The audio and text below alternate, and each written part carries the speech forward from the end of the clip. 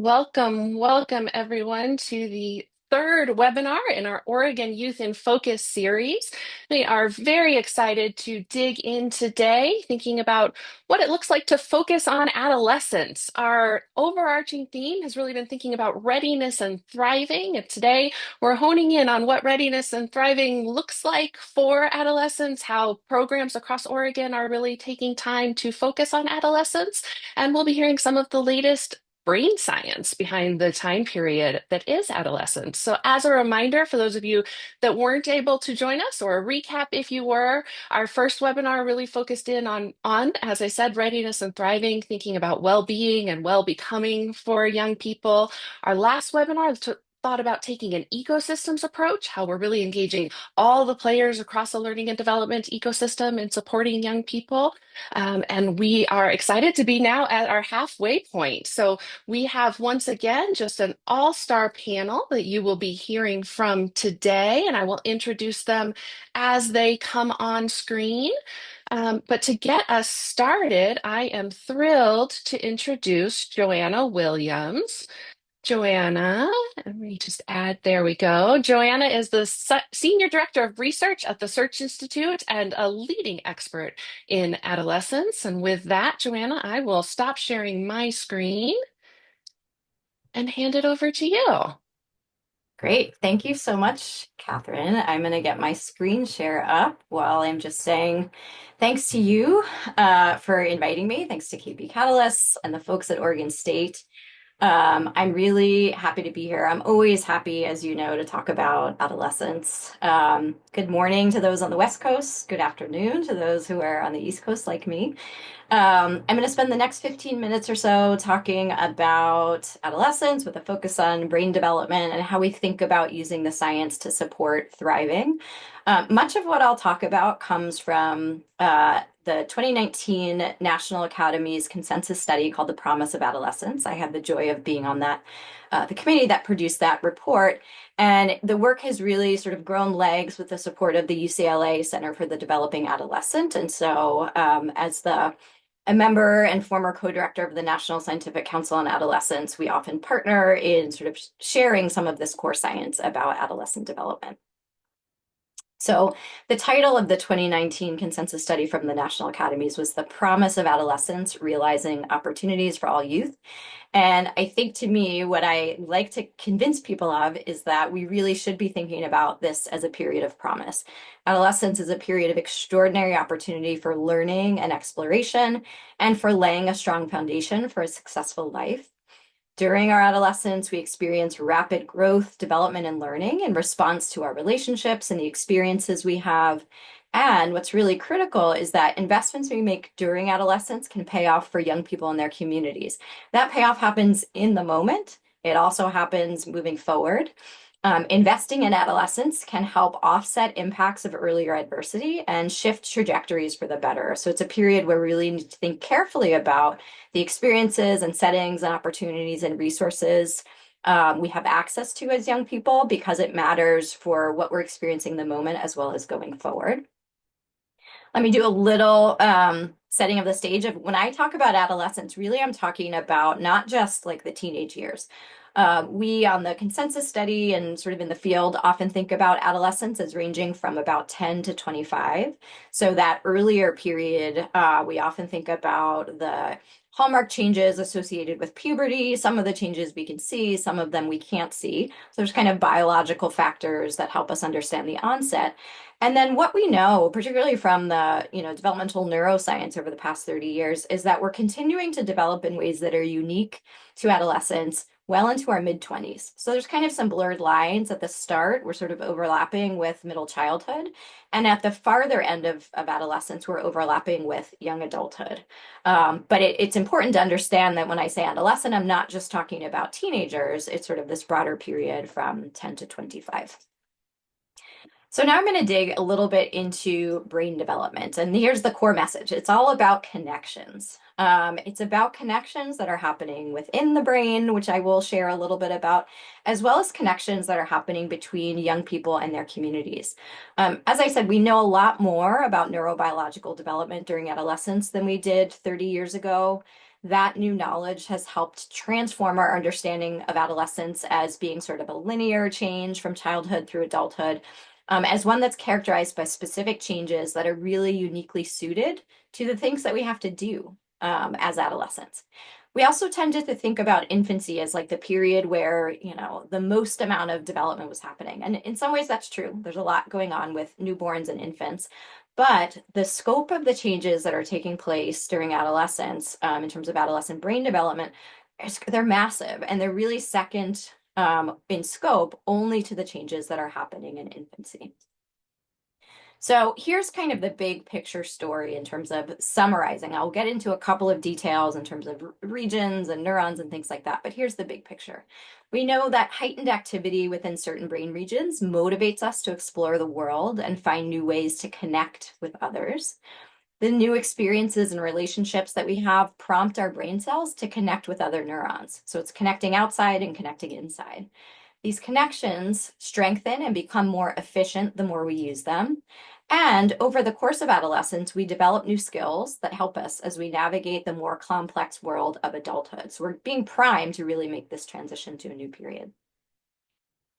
One of the things we know from neuroscience is that brain connectivity is refined during adolescence.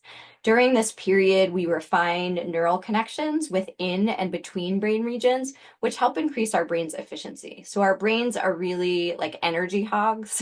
They take a lot of energy because they're growing and they're changing in all these ways. So it's important that they maximize efficiency. And that happens through neural connections. New ones form as we have new experiences, and the ones we don't use get pruned away. The timing and location of these changes that are happening across the brain it matters, and it's somewhat unique to adolescence.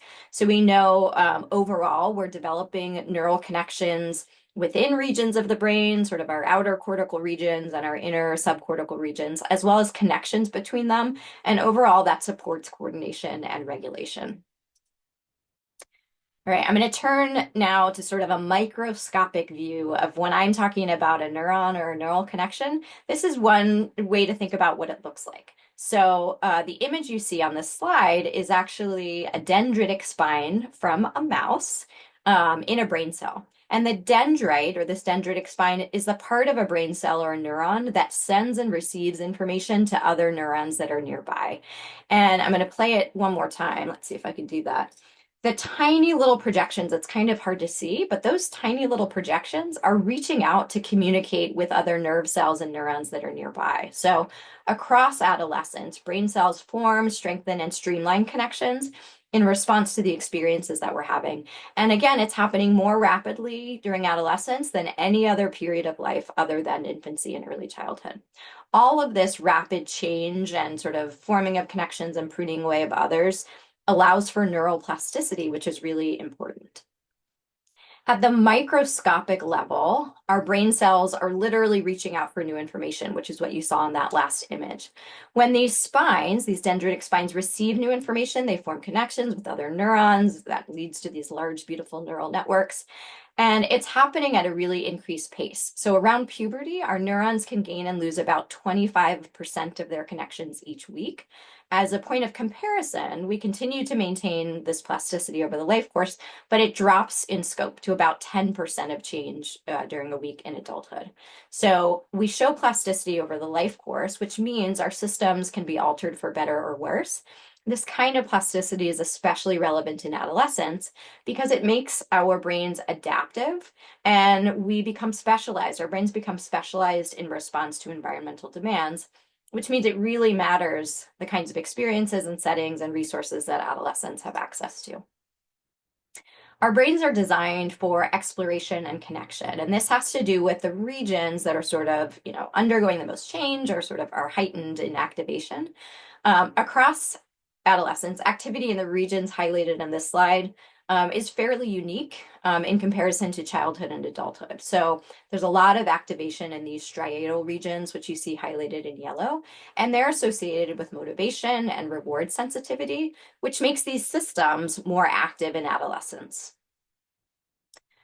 Similarly, the changes that are happening within particular regions really support more flexible problem solving and learning. So As adolescents, our working memory or the ability to kind of hold and process information in the moment is much better than it would be for me as an adult. And that allows adolescents to come up with a wider range of novel solutions to problems. So when they're given problem solving activities and asked to design solutions, it could sort of look, really outside of the box. So in adolescence, we're uniquely skilled at exploratory and flexible learning. I like to think about adolescents really as super learners that are primed for creative problem solving and thinking outside of the box. This is a core message that came from the National Academy's report as we were synthesizing decades of research on adolescent neuroscience. And that's that adolescent brains are uniquely fit to prepare young people to meet new life challenges.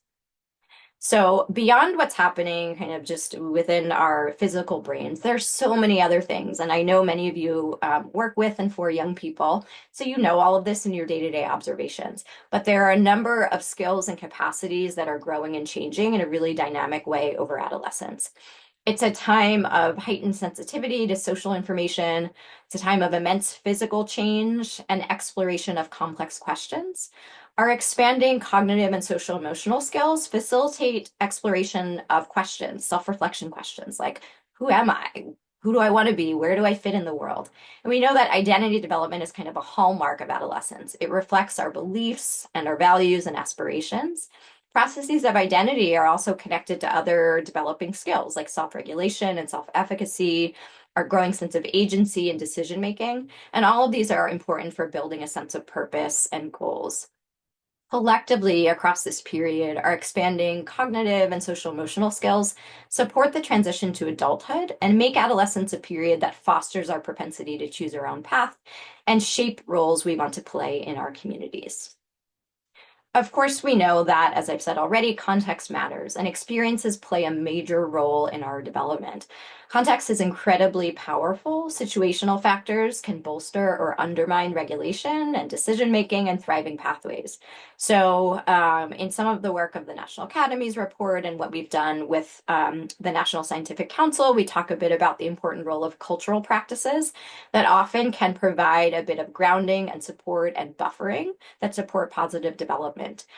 Many of us recognize that social structures and systems, when they are functioning well and are really developmentally designed, they can support positive development. We also know that they can compromise or challenge development. And finally, we know early adversity can be an intense stressor that can sort of alter our trajectories of development. But as I said early on, intervention, supports, and investments in adolescence can promote thriving pathways. So we often think about early intervention, which is important, but intervention in adolescence can actually change trajectories for the better. So it's important that we continue to think about supporting this period. All right, so all of the science that we sort of know to date, it changes, but I think the consensus is that we have enough information now based on not just neuroscience, but behavioral science as well, social science, that suggests how we think about the kinds of settings and experiences that support the connecting brain and help you thrive in adolescence. So these include opportunities for adolescents to explore the world and test out new ideas and experiences. We're really primed to explore and discover. Opportunities to find meaning and purpose through contribution. I'll say a little bit more about that in just a moment.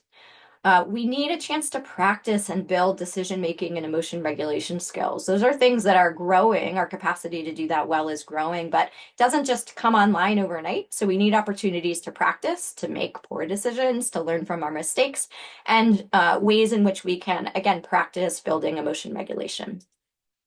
We need support from parents and other caring adults. I will say more about that in a moment. That is a lot of the work that we do here at Search Institute. We need opportunities that help us form our values, goals, and identity, which I will speak to a bit more. Our attunement to kind of social information is really intense in adolescence. So that means we have to understand how to foster strong opportunities where we can feel like we are respected and affirmed among our peers and our adults because we're really attuned to kind of social status and things like that. And then finally, if I had a whole other half an hour, I would talk more about the importance of sleep. We know that the ways in which social structures change in adolescence often mean they are busier, they have more obligations, and so the hours in the day seem to shrink. But sufficient sleep is really important for healthy development, and the need for sufficient sleep doesn't diminish in adolescence. We're also sort of growing in ways that kind of push our ability to fall asleep earlier. It makes it a little more challenging due to circadian shifts, but we need to find ways to make sure that we are supporting sufficient sleep. It's important for our overall well-being. Okay, in the last couple of minutes, I just want to say more about some of those bullets that I mentioned. So meaning and purpose first. We know that brain development during adolescence increases our capacity to pursue long-term goals and understand the needs of others. This helps us contribute to others in more meaningful ways, which supports our sense of purpose. We can think about a sense of purpose as a self-organizing and forward-looking aim, and it supports mental health in the face of challenges. And I'm not saying we need to know like what our purpose is in life. That can be really daunting for many of us, even as adults. But having a sense that you are feeling purposeful is something that can be a really important sort of developmental asset during adolescence and beyond. Similarly, brain development in adolescence helps us better understand others' perspectives, and as I mentioned, we're more sensitive to social input. And this feeds our meaning making as we're understanding who we are in the world, both in terms of our personal identity as well as the social group memberships that we have. So, belonging to cultural or faith-based groups, our gender identity, and so on and so forth. Our identity is linked to our values, goals, beliefs, and behaviors. And a positive sense of identity can help buffer against external stressors, particularly when the sort of external stressors are targeted towards particular identities that are important to us. If we feel connected and affirmed in that identity, we know that it can be an important protective factor. And last but certainly not least, I want to talk a little bit about this support from caring adults and how critical it is. We know from lots of science on relationships that secure, supportive relationships can promote well-being and impact brain regions that are involved in processing rewards and regulating emotions.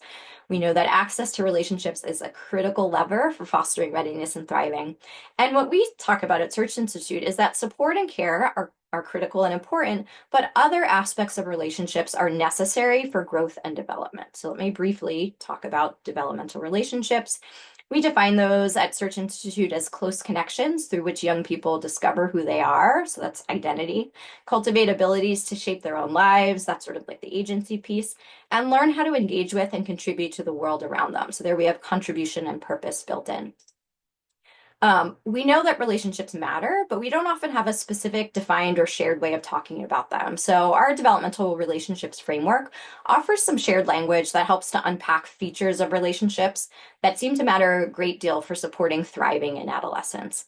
The dimensions are listed here, and I invite you to visit our website for more. I will just briefly name the 5. So express care is about showing me that I matter to you. We know again that warmth and support from caring adults is essential. Caring also means knowing something about the aspects of identity that are important to young people by paying close attention and affirming. Challenging growth is another dimension. This means we need real world scenarios to practice and strengthen decision making and emotional regulation, which is a key developmental need. So being able to provide challenges is a way that we support this as well.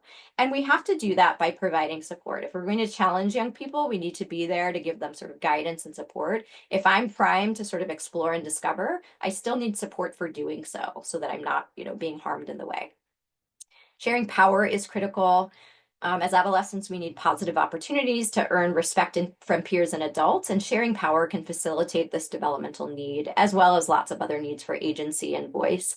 And then finally, expanding possibilities is another critical dimension. Being able to explore and discover, or having opportunities to cultivate a sense of purpose, can often be hampered by differential access to those opportunities. So we can support these needs for adolescents by connecting them to people and resources that allow them to grow.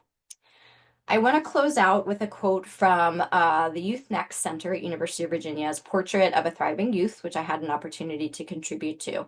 And we say in that portrait that it is every young person's right to have access to the environmental conditions and resources they need to thrive in whatever community they are a part of. Namely, the integrated conditions of thriving that all youth need to be safe and supported, healthy and able to heal, rooted and connected, learning and growing, living with joy and purpose, and pursuing their passions and interests. Once again, I thank you so much for listening and for giving me some time to share with you today. Thank you so much, Joanna. That was really great. I found myself listening, thinking about my 11-year-old and 15-year-old more than with my professional hat, which I think we do from time to time, but really appreciate the information and thinking about adolescents as super learners, I think is a piece I'll be taking away with me today. So thank you so much. I am now going to be joined on screen by two practitioners from Oregon. First, I would like to welcome Gina Galaviz Yap, who is the director of Oregon State University's Juntos program, and Angeles Godinez Valencia, who is the education director for Centro Cultural. And we're going to hear more from each of them about their organizations. Welcome. Thank you both so much for being here with us. To get us started, I'd love to start with you, Gina. Can you just introduce yourself to our audience and tell them a little bit about your organization and what a focus on adolescence looks like for you? Thank you. Good morning, everyone. It's great to see everybody join the webinar today. So, like Catherine said, my name is Gina Galaviziap, and I'm the director of the OSU Juntos program here at Oregon State University. The OSU Juntos program is out of our extension and engagement division, and we partner with schools and school districts to work with not only middle school, but also high school students and their families to engage them in the college and career process. What makes us unique out of all the other college and career access programs in our state is that we include the families, and our programming is primarily delivered in Spanish. So that as the name suggests, juntos meaning together. We're working with schools, community-based organizations, the students and the families, so that we help them kind of not only develop a plan after graduation, but also empower them to engage in these systems that are very complex, and there's a lot of technical information about just college and career. Great. I'm excited to dig in and learn even more. Angeles, how about you? Yeah. Hi, everyone. My name is Angeles, and I'm the Education and Youth Development Director at Centro Cultural. We were actually founded over 52 years ago by a group of migrant families who made Washington County their home. And today we're the oldest Latino nonprofit and really a trusted space for immigrant refugees and farm worker families. And we offer wraparound services across health, education, economic mobility, because we really know that we can't talk about youth thriving without also addressing the challenges that their families face, right? And for example, a student in our Centro Scholars tutoring program might also rely on our food pantry or have a parent enrolled in our workforce training program. Supporting, I think adolescence really means supporting the whole household. And at Centro, a focus on adolescence really goes beyond that age-based programming. I think it means really recognizing that many of our students are navigating trauma, language barriers, school disengagement, and really cultural disconnection. So we really create those culturally affirming spaces where they can feel safe, seen, and valued. And I think that's whether it's in our robotics lab or our baile folklorico classes or even our summer STEAM camp. We design programs that really reflect who they are and what they need at different stages, from early identity formation in middle school to career building, in late adolescence. And I think we believe that adolescence isn't just preparing to lead because the students, they're already leading, right? I think our job is to create the spaces and relationships and opportunities for them to do it. Excellent. Thank you. And I want to pick up on one thing that you just said there, which is really thinking about the different stages of adolescence that Joanna talked about. Gina, I'm going to start with you on this one again. Juntos really starts your pre-collegiate work with middle school students. Tell us a little bit about why you focus on readiness starting in that early stage of adolescence. Great question. You know, the one of the three things that I want to leave you all with is that students, especially at the middle school level, um, they're just starting to develop, as we just listened to recently. And so, a couple of things that we focus on is identifying a support network, and that's why the parents and families are included, the schools are included to help kind of identify what support network these students are going to have. And that's one of a lot of the early developmental pieces of their personal beliefs, goals. How am I going to be setting goals? And so it's important to reach them as early as middle school, if not even earlier in elementary school, to start kind of wrapping their minds about what are their aspirations, what are their goals. You can do it. Here's how to do it, so that they can see themselves in a path moving forward. Yeah, that piece around seeing themselves goes to identity formation, which we're going Right, to talk about exactly. in just a little bit. I think that's really important. Um, Angeles, I know you also have a really thriving middle school program. Anything you'd like to add as you think about working with that age group? Yeah, similar to what Gina shared, I think we see middle school as really a pivotal turning point, right? Especially for our Latino youth who are navigating these new environments, evolving identities, and I think systems that don't really reflect their lived experiences. And the jump from elementary school to middle school and then high school again, it's not just an academic transition, right? I think it's emotional, social, and developmental. And I think that's why we focus on building those skills and confidence that students really need to navigate those transitions successfully, right? Through things like self-advocacy, goal setting, communication, all those things that we're talking about, while also helping to really build that strong cultural grounded sense of identity. And I think just as importantly, we support families during this stage because it's for a lot of our families, it's the first time that they're navigating the American school system.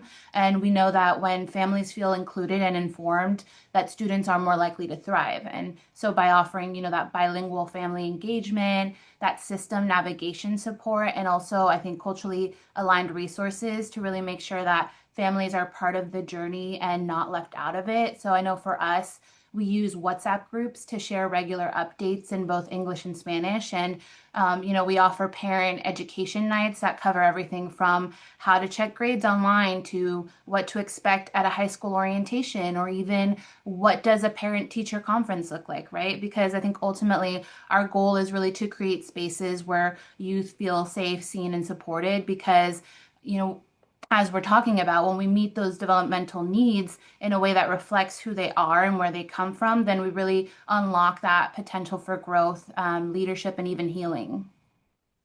Excellent. Excellent. So, on the sort of opposite end of the spectrum of adolescence, Joanna kept emphasizing she's not just talking about teenagers, right? Adolescence really goes all the way up through age 25.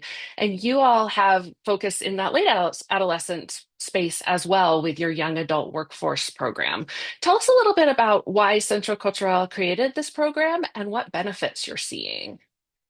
Yeah, so we created the young adult workforce program because we really saw a gap in how adolescents, especially our Latino youth, were being supported. I think ages 16 to 24 are often overlooked. And as we saw, in the research points out, I think this is a critical window for identity development and that purpose formation, and even those decision making that can obviously affect a person's entire future. So, we're really hearing from our young people who've aged out of those school-based programs and they didn't feel ready. Some hadn't finished high school. I think others were juggling jobs without a clear path forward. And I think many just didn't see themselves represented in higher education or in those career spaces. So this program really was built to respond to that need and to change that narrative. And we provide case managed, culturally responsive workforce development, which means that youth aren't just being placed into jobs, right? We work alongside them to explore what's possible and build a plan that aligns what their goals and values are. So, like some participants, they may need to start with our GED program, while others maybe are ready for a job training in specific industries like construction, healthcare, or tech, right? I think we recognize that every young adult is at a different point in their journey. So, we really tailor our support to meet those individual needs and not just where we think that they should be. And we really introduce conversations also around financial literacy, economic mobility, and that long-term wealth building, which are topics that have been historically inaccessible to our community. And for many, it's the first time that they're really being asked, what does prosperity look like for you? And we really help them build a realistic and actionable plan to get them there. Because, right, the benefits have been powerful, and we've seen youth increase their household income, return to education, or even influence their siblings or families to pursue new opportunities. Yeah, really hearing about that, building that sense of agency, but also the importance of relationships in that case management and meeting them where they're at. That's really exciting work. Um, I'd love to transition us just a little bit. You've both mentioned engaging the whole family in working with adolescents. Can you just tell us what does that look like? You started to mention some things like WhatsApp groups, but what does it really look like to engage the whole family? Particularly, there are points in adolescence. Again, I told Joanne I was thinking about my own kids, right, where they aren't as keen on having their family engaged. What does family engagement look like for each of you? I'll let whoever would like to go first get us started. Sure. I think we know that a young person's development doesn't just happen in a vacuum, right? I think their ability to thrive is really shaped in the environment around them, and that includes support, stressors, and strengths from their families. And so many of the families we work with, like I've mentioned before, are navigating the American school system for the first time. So we really intentionally build programming that really bridges that gap with dignity and care, and that starts with communication. We know that traditional formats aren't always accessible to our family. So we know, like I mentioned before, we use WhatsApp because it's a platform that's culturally familiar to them and widely used in our community. So every program that we run has a WhatsApp group where parents can ask questions, they can get updates, see photos, and really also connect with other families because it's more than just a communication tool. It's really become a community building space. And we also go beyond informing families, right? I think we actively invite them into the learning experience. One of my favorite examples is when our robotic students teach their parents how to program robots for a day. I think it's a joyful experience and it's deeply connecting. And we also make sure that our program schedules are aligned so that parents with kids in different age groups can drop them all off at the same time because it also removes a lot of those logistical barriers and it increases participation. And like I mentioned before, we also host our parent engagement nights where we bring in community experts to talk about topics that the families have told us matter to them, right? So things like mental health support for their teens, navigating drug and alcohol awareness, and understanding the school systems. Yeah, and preparing teacher conferences, that's a big one. We're not just, pushing out content. We're really just listening and co-creating with the families. And of course, we provide wraparound support because we realize that families are in different places and some may need housing navigation, SNAP enrollment, OHP enrollment, food boxes, and adult workforce programming, right? So, because we know that the whole family needs to be supported, when we do that, then young people are more likely to show up, feel safe, and thrive. I think the pieces I would add, in agreement to everything that Angela said, would be um, with our programming, what we also strive to do is to include and how we include the entire family is we offer activities for younger siblings under the age of 10, right? So that they're attending the workshops, they're also getting exposed to higher education curriculum. The curriculum itself engages the students and the families together. And then anything we do that's additional, like our college visits, mentoring, families are always included on purpose so that they're, again, focusing on building that support network for the students. I think additionally, other pieces and how we engage the families is a great byproduct of our program has been the parents themselves asking about like what about me? I would like to either complete a college degree or start or get a GED, whatever that is for them. And our coordinators do an amazing job in not only just supporting the student but also the entire family as we work together with all of them. Yeah, it really connects back to our last session thinking about a young person's ecosystem, right? And that family is such a critical part of their ecosystem and bringing who they are and that ability to include the whole family, both in service of that young person, but I also love that example, Gina, of the parents actually thinking about themselves and learning and growing as well is really exciting. Um, we we heard a bunch of developmental needs that adolescents have. One of them that really stood out to me when I was thinking about each of your programs is that in adolescence, um, adolescents need access to experiences that help define personal values, goals, and a positive sense of identity. Wonder as you think about that, how this developmental need gets met in your program. Gina, do you want to kick us off this time? Yes, so two programs that we also have. One is called Juntos Afuera, in which it includes the foundation is really identity, especially the Latinx identity, and infusing that into like natural resources, exploring careers in that sense. And the students do a great job of not only exploring nature, possible college and career pathways, but how the Latinx identity intersects with it. So they have this workbook that or a journal that they have where they're doing some self-reflection, learning some pieces about like monarch butterflies and what the cultural significance is to that, and how it applies to like, being from here and also having their Latinx roots be kind of the centerpiece of that. Another program we have is called Academia Juntos, and that's an overnight leadership camp. And that, again, yes, we're doing scholarship workshops, we're talking about college and career, but another piece that's infused in everything is about that Latinx identity and building that sense of pride. In Spanish, there's a common saying about I'm not from here and I'm not from there, right? A lot of students feeling not connected to either identity, but in those sessions we really try to emphasize you are from here and then you are also from there, and all of the benefits and the cultural wealth that these students and families truly bring as they engage with these higher education systems.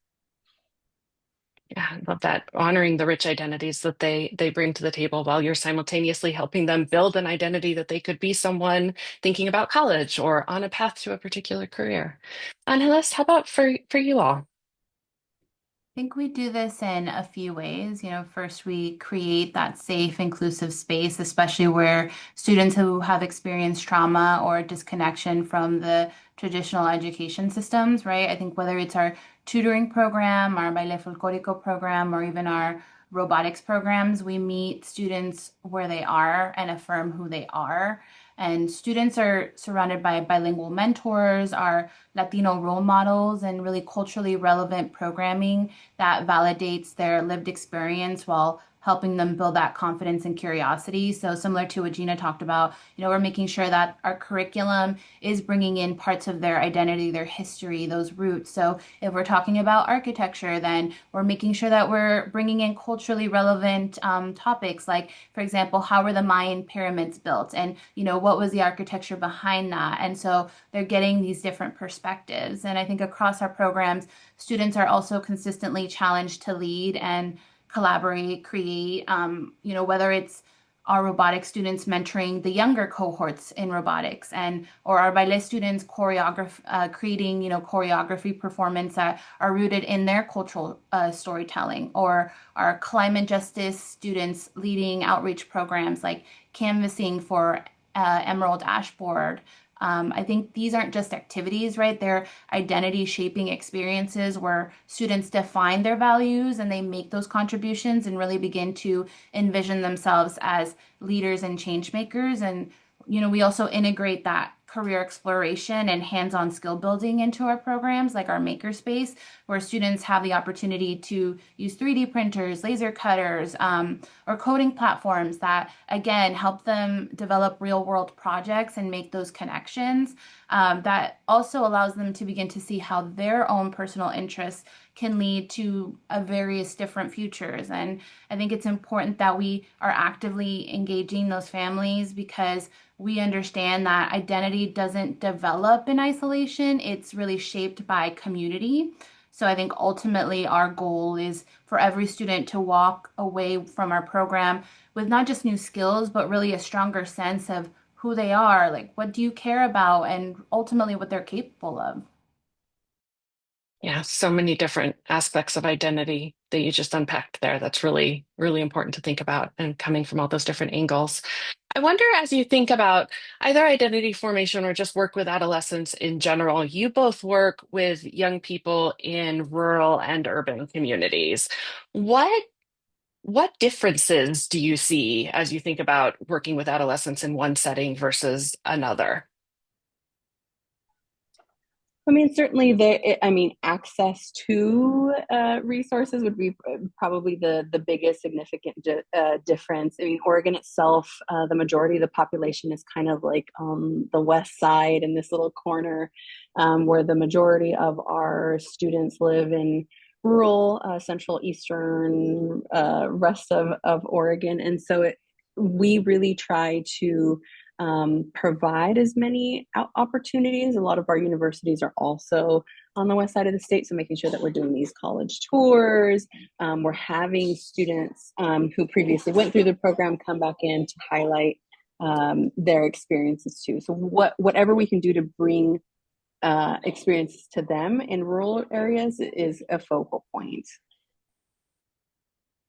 Yeah, I think whether you're in rural or urban settings, right, young people are trying to answer the same question of who am I? What can I become? Right. And so I think, but obviously, as Gina mentioned, those resources, visibility and access to opportunities look very different. I think in more urban areas, youth may have more direct exposure to those diverse career paths, right, those cultural institutions and public services, but they still face those systemic barriers like underrepresentation, discrimination, or school disengagement. And in rural areas, I think the challenge is often isolation, right? Youth don't see jobs or professionals that really reflect their backgrounds, and they may not even know what opportunities exist beyond their immediate surroundings. So, at Centro, we really address this by intentionally bridging those gaps, and we bring in our Latino professionals across, a range of different fields, whether it's trade, tech, or environmental science, or even civic leadership. I think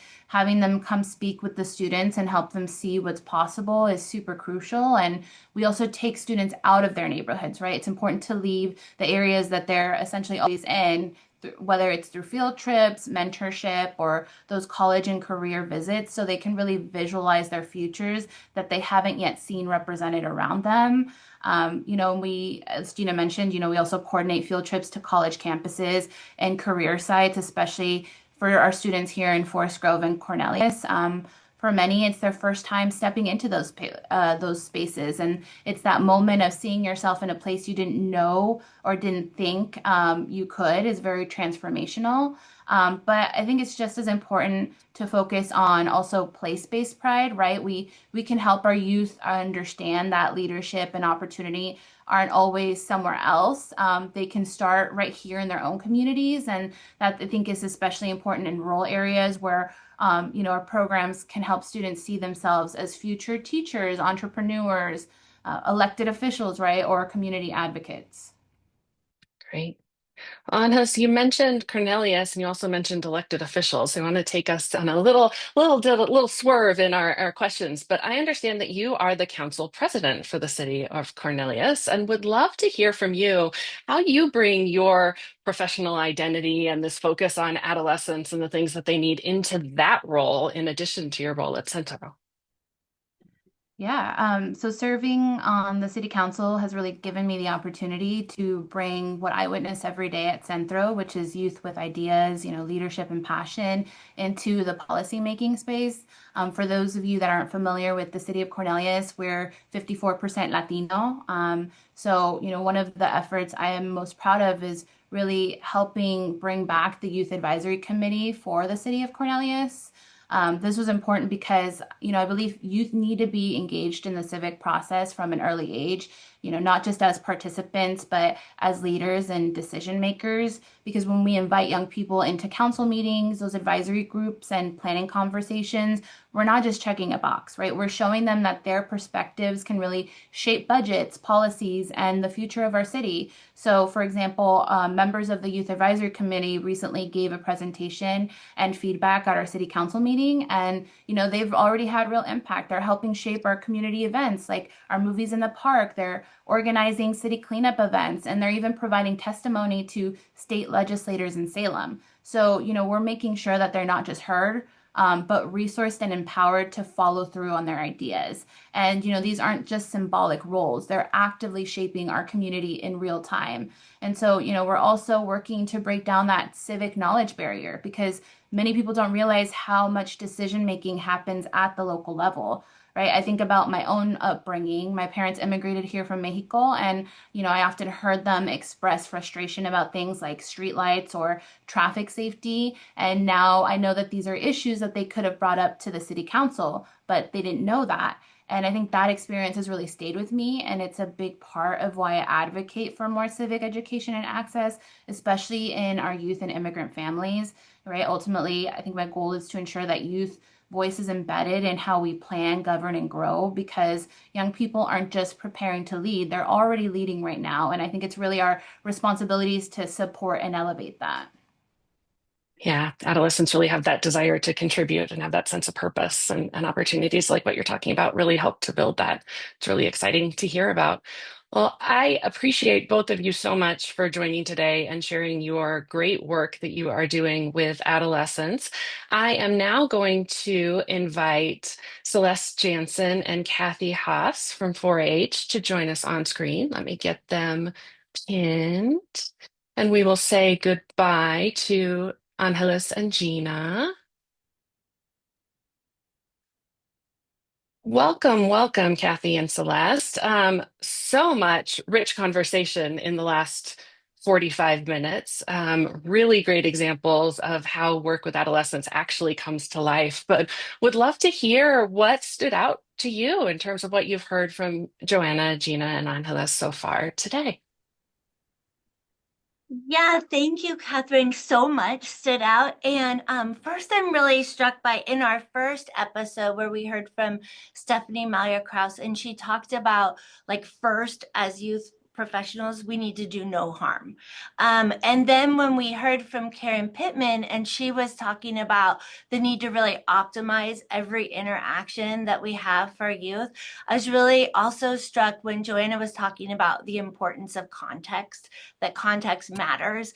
And that really stood out in Gina and Angeles' examples, where they're intentionally delivering culturally nourishing programs, inviting the family in. And I loved when Angeles talked about that it goes beyond just informing parents. It's really making them a part of the experience with the youth, and the example of the youth teaching the parents about robotics and things like that. And that when Angeles said it's not just activities that they're doing, they're identity shaping experiences. So to me, they're like really taking that on of that context of how important that is. And then lastly, I would just say the piece about caring adults. And like there's this tension where our teens are trying to like form their own identities, and separate a little bit. But the science is showing us and telling us the need for we need to show up maybe in a different way than we do in different stages. And it was really great examples that Gina and Angeles gave about how their communities are showing up for their youth. Yeah, definitely heard those optimization of connections like Karen talked about. How about for you, Celeste? What stood out? I was thinking about how the the work of youth development advocates and youth development practitioners has really been clarified over the last few decades. I think, a long time ago, youth development was really have fun, build character, keep them out of trouble. And I think that Joanna's um, presentation that talked about what are the developmental tasks that are happening today show how youth development is really such a great way to meet youth where they're at and apply the science of brain development in this way that is so real and meaningful and transformative. And I think that's what Gina and Angeles both showed us, what programs are that do that, that are really optimizing every connection, that are making connections that are super intentional. And helping youth not just like have a good time and explore some careers, but really place their identity development at the center of that. Who are they? How are they navigating the world? What are the values that they bring into it? What's important to their families? Um, and so the work of youth development has really I think, grown as our understanding of adolescence and youth have grown as well. And I see this kind of like partnership that's rising. And I'm just so happy that we are doing such high quality work. I'd like to have every youth in Oregon have an experience like they could get at Central Cultural, just a very meaningful, intentional set of programs that help them find their identity and really think about who they want to be in the world. Very cool. Yeah. Yeah. And extension services plays a really important role in thinking about that access for all young people to these experiences and in thinking about supporting adolescents. I wonder, we obviously heard Juntos is a great example of how extension services is working with adolescents, but can you share a couple more examples from programs in extension services and how you're supporting adolescents? Yeah, what was coming to my mind when Joanna was talking about that large trajectory of adolescence, I thought about our outdoor school program, and like it's really built in that ecosystem approach with partnerships and collaboration. And so there is an intentional experience for 10 to 12-year-olds, to go and be a participant at outdoor school. And then there's an intentional experience like in middle school and high school, that 13 to 15-year-olds of high school to come back and be a high school leader. And in that role, they are being given those real world opportunities to practice and use their skills. And also I loved what Joanna said, that this is a time where they're more creative and they're better at problem solving. And so I think about as a high school cabin leader, and they're helping a middle school student overcome missing home and things like that. And they're closer in age, closer to the experience that they might have had themselves. So they're coming up with really unique ways to do that than we do as adults. And it's really powerful. And then I had the opportunity recently to visit an outdoor science school site and saw the opportunity that they're developing in late adolescence, where I met somebody who went as a camper, and then she went 11 times in high school to be a cabin leader. And now she's employed by the school district to be a program leader. And it's like a full-time, year-round benefited position that doesn't require a college degree. And so it's that whole trajectory that they're providing for Oregon youth that I just think is really unique and important. Awesome. Awesome. Celeste, what comes to mind for you? Uh, I really appreciate the reach of extension and reaching every county in Oregon. And being able to do so in a way that reaches youth who sometimes there are not a lot of 501c3 nonprofits in a community. Kathy and I had the opportunity to there's a national conference called Ignite by 4-H. And we had the opportunity to chaperone a group of students last year. And this year we also sent a big group of students who had been able to go on a national competition and participate in a way that was able to really help them explore the world and see something outside of their community. As a group, we flew to Washington, D.C., and we're able to tour the Capitol. We're able to look at policy making happening. And then at the conference that we participated in, the youth were organized into teams around things that they were passionate about and were able to build those opportunities of meaning and purpose into a project that they really wanted to do. So, for example, we had one student in Clatsop County who really, really, really cared about um, the mutual aid, the type of support that was occurring in her county, and she wanted to make sure that students had access to services. And so what her project was about, the thing that she was really focused on, was helping there be like a food and coat pantry at our local high school. So she took on fundraising for it. She built something, she created it, and was able to see something come to life. So I see through this path of her applying to go to a national competition, seeing the world outside of her community, doing so in a safe and supported way, learning and thinking about her values, thinking about the opportunity to find meaning and to really be a leader in your community, like Angeles had mentioned. This full, really beautiful trajectory that has helped this individual find themselves in a really important way that is a developmentally appropriate way for adolescents. So lots of things like that are ways that I've seen 4-H impact youth throughout Oregon. One other thing that I think is really cool that I've seen within Extension is we have an Adulting 101 class in Lane County that's wildly popular, where young students sign up, or 4-H students sign up and participate in a lot of different activities that help them think about what it is to be an adult and do basic car maintenance and understand financial literacy, things that are really critical for students and may or may not be happening within schools, but there are ways that the nonprofit community and extension community are supporting the identity development of youth in Oregon. I love that. I love that. Adulting 101 makes me think of the quote from Karen Pittman that problem free is not fully prepared, right? But that Adulting 101 is about being fully prepared, and what better time to do it than when adolescents are super learners and they're going to make all of those really rich connections. Such good examples. And I also appreciated the throwback to Angeles' point around young people are leaders now. It's not about preparing them to be future leaders. It's about giving them the opportunity to unleash their greatness. So excellent. Kathy, last question that I'm going to ask you.